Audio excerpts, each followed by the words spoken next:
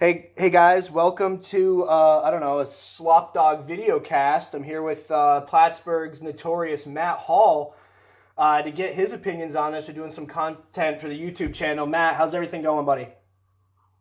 Everything's pretty good. I haven't been to work in a long time. I don't even know. I feel like I've been having just one fucking long day.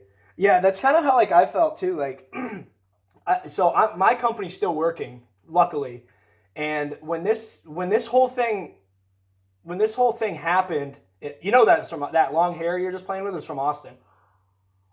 Austin shaved his head. I think it's from Andrew. Ugh. uh, But when this whole thing Yeah. started, I thought, I'm like, this is the end of the world. It's gonna be Lord of the Flies. I better go out and steal a fucking gun. And then, Mhm. and then the creepy part was the New York State was just taking like one tiny thing away at a time. Like, okay, all grocery stores close at 8, and then it was no no gyms, no bars. Yeah, So they that kept cutting the number of people that could be in a meeting together. Yeah, and I'm like, this is it.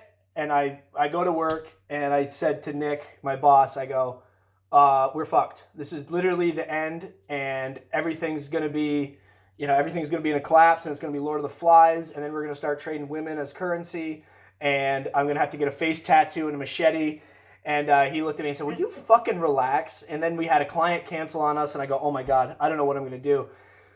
So I live across from the National Guard, the Army National Guard in Jamestown, New York. So seeing them like move around and bring trucks in and big wooden crates and everything, I'm like, that's it. That's fucking it. They're gonna have us stirred martial law. So I Hmm. decided I'm gonna come up to Plattsburgh and I want to see all my friends and family before I can't anymore. So I get up here and it is sort of business as usual. It's almost like the only thing is everyone's drunk. Like that's the only difference is everybody's drunk. That's it. It's been pushing me to not drink as much. Why? That doesn't make any. I I just feel like I feel like I don't know how to put this. If we're facing a very difficult time, it seems like the response from most people in their 20s and 30s has been to give up all sense of responsibility and go, fuck it. Dude, so I was hanging out with one of my friends who works in social. She's a social worker, and I had 2 looming days of depression where I was like, I can't think, I can't function. Like seriously, like I got to prepare to fight, and I started shrinking my stomach. Dude, I lost my mind. And I was hanging out with her, and we were just watching TV, having a couple drinks, and she says, and I made a joke like we should start doing heroin, and she goes, "Fuck it, like nothing matters anymore. You might as well just start." And at that moment, I'm like, "All right, all right, all right. Like it's gonna be fine." And the awesome thing about Americans is, regardless of what side you're on, we don't listen. So like the fact that like every single person, so Cuomo comes on the TV and says, "I'm encouraging everybody. We need to stay indoors, no groups of 10." And I'm like, "Fuck you." And then Trump comes on and goes, "We need to have everybody quarantined, groups of 10." And I'm like, "Yeah, Don, I'm probably not gonna listen. Probably not gonna do any of that shit." Yeah, I've been holed up pretty hard. I don't yeah. I made like one trip out to the post office, but I feel like I've been in my apartment for like the last 10 days. You see, I haven't been, like I said, I've been working. Like, so I just, my You quarantine, have been working. I have been working, yeah. Because I guess I'm essential, I guess.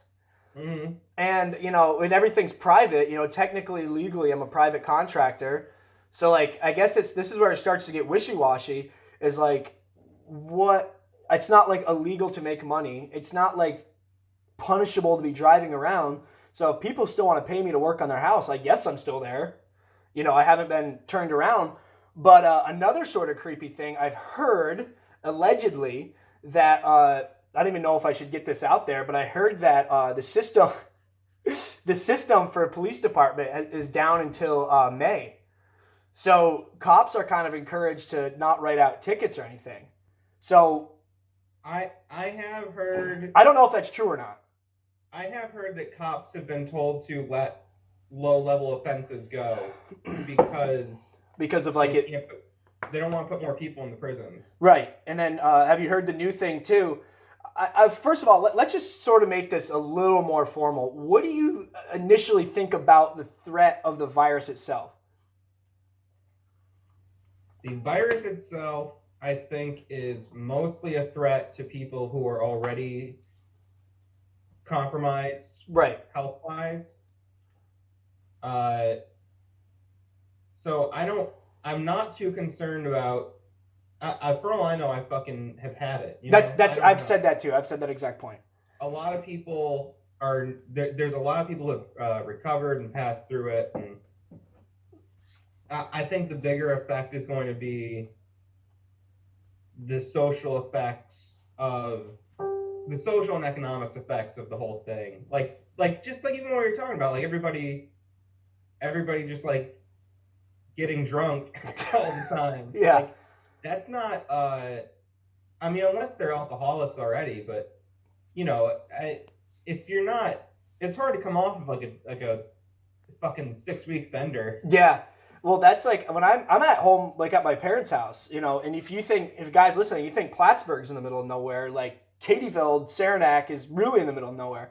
So like, there's been like nowhere to go. I stocked up on food. I have my gym here. I have, my Netflix and everything. So I've just been was it Sunday or Monday? It was Monday night. I just got shit faced. I had half a bottle of whiskey and like freaking 10 beers, and I'm like, ugh. So then I had to take Tuesday off. And then last night I had a few beers, and I think it's really important to not, because I don't know where I am. I don't know if this is the end or if I'm just so bored. I'm gonna pickle my liver. I don't know. Yeah, I don't know either. I go back and forth between feeling strong and confident and feeling completely nihilistic. I just kind of like go back and forth. But I really think that we're gonna realize that this isn't the end of the world as far as a sickness. And I have a guy, I won't mention his name, but he's in the army. I think that he's special forces, but I'm not really sure. But he just got back from a long deployment, and he texted one of our friends and basically said, the government's lying. They're not trying to stop this. They're just trying to slow it down. They're completely unprepared for this. And I was thinking, yeah, that's exactly what I thought. I don't think there's any grand conspiracy. And Paul the Mexican, who you met at your apartment when you did that live show. Mm-hmm. Paul thinks this is the end. He's like fired up to kill somebody. He's been prepping since he was a little kid. He thinks like this is I Am Legend. And I was thinking, I go, Paul, I think right now in the U.S. it's killed. I think we're up to 500 people. I think. Yeah. So it's much less than 1,000. Right. So I'm like, if this is from a cabal of evil geniuses that's trying to keep us trapped, they're doing a bad job. Yeah, I don't think that at all. No. I don't think there's any nefarious thing behind it. I think it's a lot of people having their stupidity and unpreparedness exposed in the government. Well, so I talked about this on a podcast when I was driving home. I basically just did a podcast in my truck while I was coming up here. This is really just sort of shows, like we talked about it before, if life is so hard, maybe it's not for you, which is the best quote I think you've ever had. This really shows that so many people are petrified of being uncomfortable. They're petrified of not getting their way. They're petrified of going without. And there was times, and me and you have had the same conversation a bunch of times. There was times in my mid-20s, probably 3-4 years ago, where I wouldn't say I was poverty-stricken, but there was times I was like, you know what, I have a can of ravioli, I'll eat half tonight and half tomorrow because there's 2 servings. So like, there's been times where I've had to just ration and watch what I eat, and I can't afford to spend $100 at the grocery store every day. And a lot of people live like that anyway. And I think it's curious that like the fact that you think the stores are shut down, you just run to the store and buy a bunch of toilet paper. Do a handstand in the fucking shower if it gets that bad. Yeah, that's the other thing that I think is the bigger risk that I think that we're facing. I don't see it being like an end times apocalyptic kind of. I'm a bit of a paranoid doomsday Oh, pretzel sure. type. Sure you are. But coming from the ghetto, uh, I see a situation in which a lot of people who've never been super desperate are going to be super desperate and stressed out all at the same time.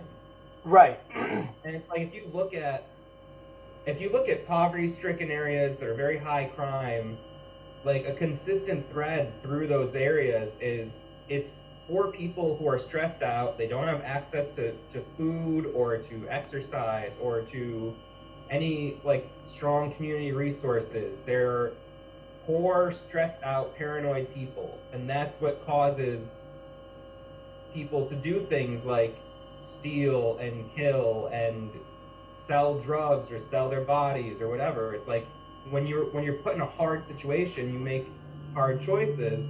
And I think you're going to see a lot of people have their foundation struck and shook, I should say. And I think you're going to see more. I could be completely wrong. My fear is that you're going to see areas that are relatively low crime Become high experience a spike in crime, and people aren't going to know how to deal with that. And even just like the anxiety of seeing those things happen in a community can set people off, and it just creates like a shockwave of like just unhealthy shit to put into a community. Well, and I think and I think we're of the same mind about this too. I think this is the media's reaction to what most of us would consider a non-issue. The number that I heard from a nurse was that this is gonna kill 20% of all people over the age of 85 that get it. Now, I actually had this conversation with my mother yesterday that 30 years from now, when you're 85 and you get something you have a 25% chance of dying, you had a hell of a run, Mom. You know, and I think that the American public is going to realize that the turmoil that has ensued from cooping up everyone. And so, just for instance, yesterday, go figure, I had my identity stolen on my debit card. And I'm like, fucking A. So I was actually going to renew like Netflix, something like that, like a subscription service, and it said your card was declined or not accepted. And I'm like, what the fuck? So then I get the alert text saying that you're to prove a charge for $0.00 for some company in Colorado. I go, motherfucker. So I click it, decline my card, turn it off, and I'm on the phone with Community Bank for an hour. They're like, well, we actually can't do cards. You're only going to replace cards for instances of fraud. And I'm like, yep, yeah, this is a fraud. Oh, can you hang up and call right back? Like, yeah, sure. Call up, ask the thing, waiting on the phone for an hour. So I'm like, fuck it, I'll deal with it whenever, you know. But I think that we're going to realize that we're going to get through this, and I think it's just going to go back to business as usual. I don't understand why the older people weren't quarantined from the get-go. Yeah, that's pretty crazy. I know, like, so I haven't been at the food co-op a lot, but you guys are still open because you guys are essential, right? Yeah, big time. And but you know, the one thing I've been hearing is that the majority of the customers that have been going out on a regular basis are older people. I've actually seen that. So 3 days ago, I drove from the very southwest tip of New York to the very northeast tip of New York. I stopped once in a city called Holland Patton, and everybody was old. You know, I went to Stewart's the other day because I am kind of thinking if it's the end, I want my chili. And I go and I get chili, and there's just old people after old people. And I'm like, guys, go the fuck inside. Like, I know I'm being irresponsible too, but I'm 26 years old and I have an immune system like a fucking billy goat. Like, get the fuck out of here.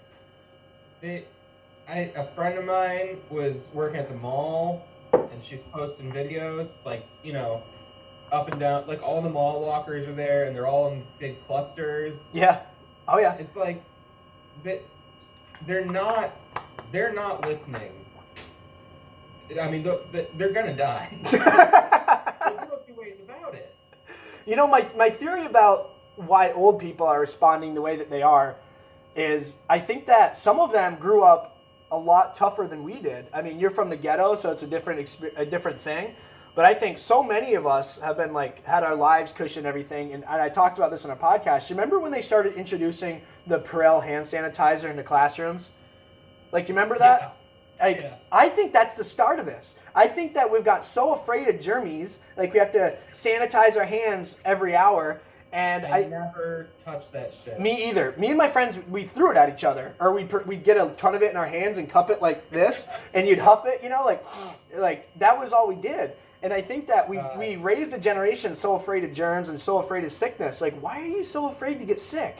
Why are you like? You know, I saw a thing online that I think is kind of dumb, but I also agree with, is that, you know, the generation of older people had the feeling that they would die before they ever gave up any of their freedoms. Yes. Carry on. Younger people are going to give up any of their freedoms possible before they risk dying. And I think I know you've got to be a George Carlin fan, I'm sure. Yes. And George Carlin said that years ago, and it stuck with me forever. We all love our freedom. We all value, you know, the ability to do anything until we think our health is in danger. Then we're willing to sacrifice our freedoms. And this is a good test. How much do you like being cooped up at your house? How much do you like for business owners right now? Because I was talking about to the owner of my gym, Chris Laurie, who's done the show. And I was like, you know, what's to stop him from just saying, fuck you, doors are open, and it's a $10,000 fine. So now I think like the general public is fine. Like, I think I was at a little get together with 12 people. I've since been criticized on social media for it, but you bastard. Yeah. Fuck it. But now, you know, we can't buy guns in New York State. We're fined if we're 10 people or more.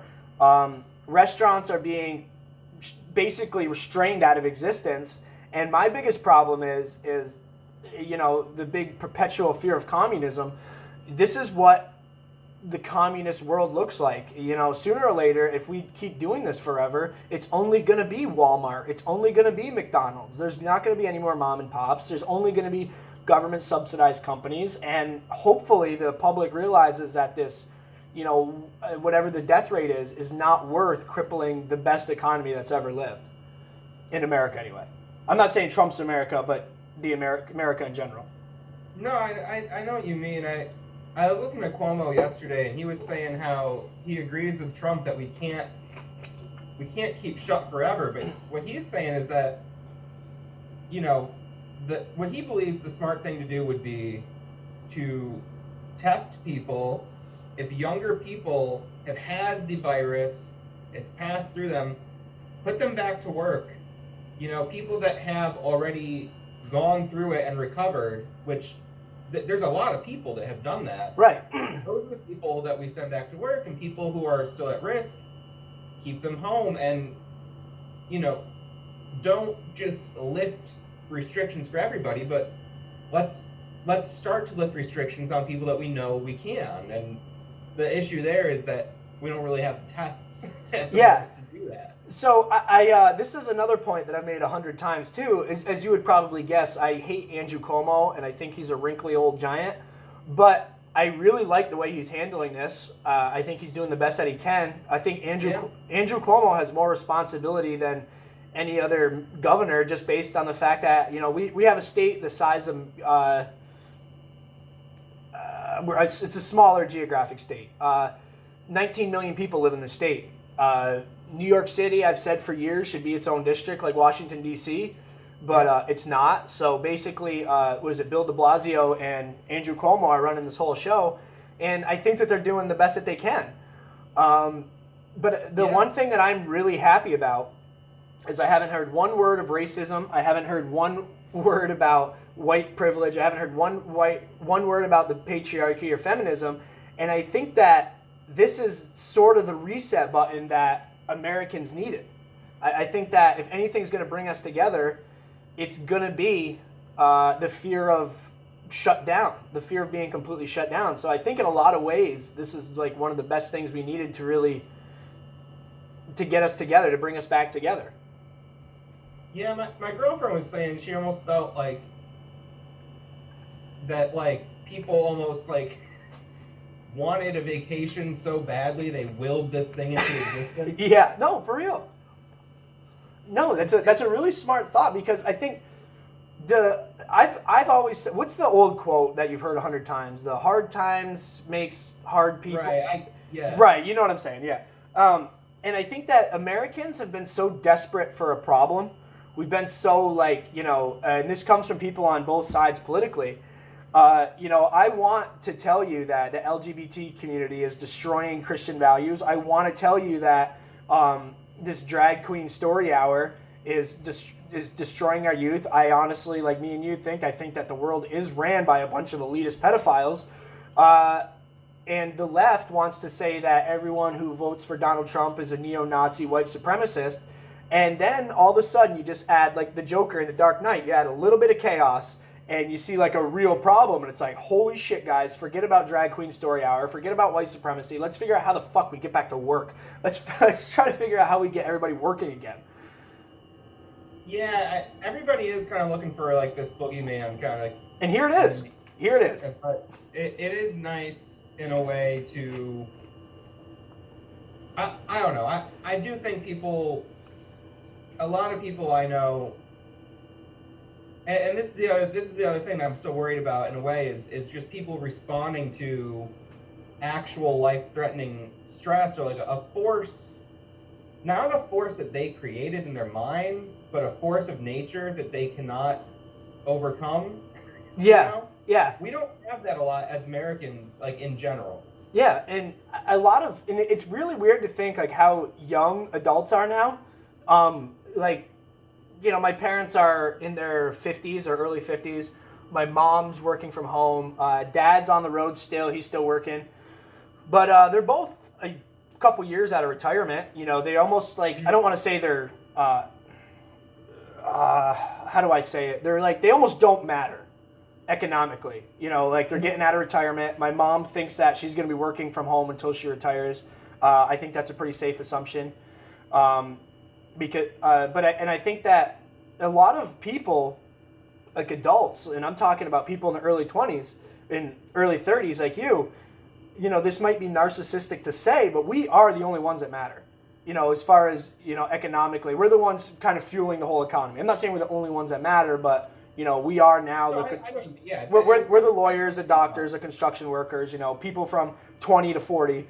And a lot of people don't remember that, September 11th, that was one of those times where I was still young. I was in second grade, but I remember our gym teacher came in and, said that our country was attacked by jihadists or terrorists or whatever the word, it was terrorists, sorry. I don't think we knew it was jihadists at the time, but, and I was thinking to myself, I'd never heard the word fucking terrorism before. And here I am sitting in gym class and there's just no school. We went and I went to a daycare, and the family's daycare was there, and just nobody said anything. And it was like, okay, like, do I go to school tomorrow? And that was scary. And then at least me, I was a little bit too young to remember the crash of '08. But that was another time where, half of the Americans were out of work, or I think it was like 25% of Americans were out of work. Lehman Brothers, the best financial institution, shut down. You have to keep reminding people that are a little bit too young to remember all this, like, hey, we've done this before. Like, we've handled all this before. We've been through, I think 86 there was a big crash too that I obviously wasn't alive for. You might have been really young. But, we're going to get through this, I feel. Yeah, I agree. I think the reason that it's hard for people to comprehend is because it's nature. I mean, nature, what I'm trying, it's a natural, it's not an enemy that you can confront. Yeah, it's not. We don't. There are pockets of the country that deal with natural disasters, but I think it's really. I don't know. I don't want to say it's good, because that's not what I'm trying to say. But I don't have any natural predators. Right. You know what I'm trying to say? Yeah. Well, that's a good point that I never thought about. Know that you're not invincible. Like, there are forces of nature that can just take you out. Well, that's a good point I never thought about. Is like places like New Orleans and Miami, Florida, that have to deal with hurricanes and everything. Nobody's heard from them, and that's the one reason. I don't know if you had any friends that are on spring break in the past couple weeks, but like 4 days ago, no one gave a fuck in Florida. Like, I had two friends that were on spring break, and I can't help but think it's because they have fucking hurricanes every other day. And I think that like people like, New Orleans and everything, like, how come nobody's talked to them? They're probably sitting there like, well, my fucking fishing shanty's still here as they smoke a big long cigarette. Like, I'm not getting eaten by. Have PTSD from Katrina. They probably don't want the government to come in and do anything. Yeah. And, this kind of goes to show, like, these people that want, like, a big government intervention, I think it comes from within. I think it comes from us not being shitty. And I think, so real quick, I want to shut this down about 5 minutes. We can stay chit-chatting, but I want to shut the film down in 5 minutes. What do you think is going to be when everything starts to come back to normal, what do you think is going to be the biggest initial change that we're going to see? I think it's just going to be people understanding how to do with less. I think that even if we try to, they passed the, the Congress didn't pass it yet, but Trump is pressuring Congress to pass it today, the stimulus package. Right. So the economy is going to get a small shot in the arm, but people are still, everybody's like a couple paychecks away from being totally bankrupt. Sure. If this does continue to go on for a few more weeks at least, I think it's just going to be like slowly figuring out how to do stuff. Because even if we're like, okay, back to normal, like there's going to be an initial period of great stress. Yeah. People getting back into routine. So my initial thought is when I heard about so many people working from home and how easy the transition was for most people. Like my mom is not a very tech savvy person at all. And it was nothing for her to hook up her computer and start working from home. And I'm actually curious about how many people or how many companies are just going to say, you know what, fuck brick and mortar. We're just going to do this from home. And I think that you're going to see a lot of companies are going to start doing this anyway. That's the one thing. I agree with that. I think that there's a lot of social constructs and illusions that we've kind of like pulled back the curtain on. Sure. And people are like, oh, that's just an idea. I guess we don't need to do that. Yeah. And I wonder how many of those will stick. Yeah, and it's weird how babied American, and it's not Americans, it's Western culture altogether. It's, Europe and us. I'm just shocked that the West, which is the best, by the way, it just takes a little bit of just a little bit of a flu-like thing to where we don't know what to fucking do. I had just cut myself at work the other day really bad, and I didn't want to deal with going to urgent care or anything. So I said, you know what, I'll deal with it myself. So I went to Dollar General, and I was like, great. Like, I have to get Neosporin peroxide and little scissors to cut the flap off. Yep. It was all there. All the medical supplies were there. And I'm like, you dumb fucks. Like, you're going to be quarantined for an unexplained amount of time, and you never thought to get supplies. You never thought to get, you're buying up all the meat that's going to spoil in a week. Like, how... This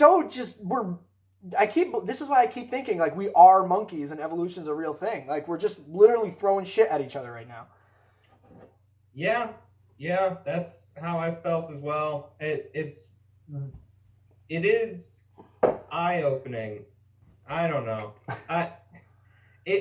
I'm glad I've been cooped up because other people's anxiety is like triggering me. Right. Where it's like, I feel, at my best, I feel pretty confident. I definitely have moments of introspection where I feel like I empathetic pain for what's happening, for people suffering. Right. I'm not invincible to that. Right. But I feel like I'm going to be okay, and I feel like the people I love are going to be okay, and I feel fine, but there are a lot of people in my circle and beyond who are such wrecks right now that it does get to me, and it sends me into a spell. It's just like So It's Matt, I hate to do this. Stay on the line. We're gonna chit chat. I'm gonna close down the YouTube real quick. Thanks for tuning in, guys. Go follow Matt Hall. I'm gonna plug his Instagram and everything. Really great guy. Follow his work on Trashberg. I think they're still recording. And we are gonna see you later on this week. Thanks a lot, Matt. I appreciate it.